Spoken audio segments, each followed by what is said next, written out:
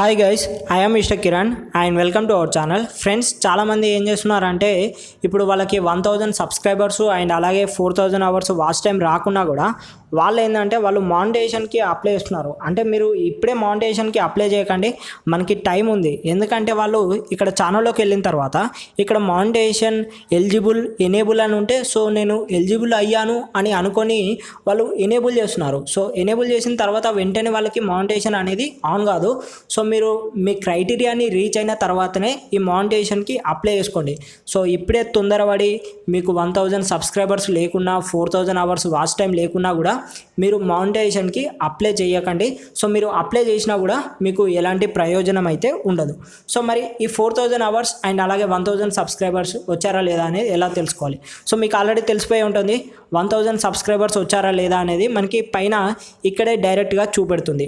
మరి ఈ 4000 అవర్స్ వచ్చిందా లేదా అనేది ఎలా చూసుకోవాలి? సో ఇక్కడ మీ ఛానల్ అనలిటిక్స్లోకి వచ్చినట్టయితే ఇక్కడ వాచ్ టైం ఇన్ మినిట్స్ అని ఉంటుంది. సో దీనిపైన క్లిక్ చేసినట్టయితే ఇక్కడ చూడండి వాచ్ టైం ఇన్ మినిట్స్ అని ఉంది. సో మనకి ఇది ఏంటంటే మినిట్స్లో చూపెడుతుంది. సో మీకు ఏంటంటే అవర్స్లో కావాలి. సో ఇప్పుడు చూడండి, మనకి అందరికీ తెలుసు 4000 అవర్స్ వాచ్ టైం ఉండాలి.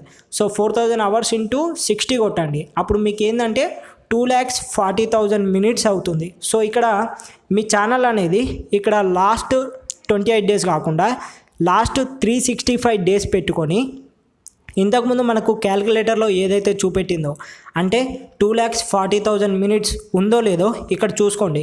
ఇక్కడ నాకు ఏంటంటే ఓన్లీ 14,000 మినిట్సే ఉంది.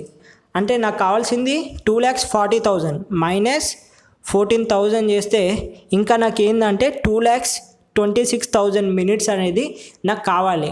సో ఇది వచ్చేంత వరకు నేను మానిటైజేషన్కి అప్లై చేయకూడదు అన్నట్టు. సో మీరు కూడా ఇలా చేయకండి. సో మీరు కూడా ఇలా చెక్ చేసుకోండి. సో మీరు 4000 అవర్స్ వాచ్ టైంకి ఎలిజిబుల్ అయినప్పుడు మాత్రమే మీరు మానిటైజేషన్కి అప్లై చేయండి. సో గైస్, మరి ఇది ఈ వీడియో నేను మీకు నచ్చింది అనుకుంటున్నాను. వీడియో కనుక మీకు నచ్చితే వీడియోని లైక్ చేయండి. ఇలాంటి మరిన్ని వీడియోస్ కోసం ఛానల్ని సబ్స్క్రైబ్ చేయండి. ఏమైనా డౌట్ ఉంటే నన్ను కామెంట్లో అడగండి. సో మరో కొత్త వీడియోతో మళ్ళీ మీ ముందు ఉంటాను. జై హింద్.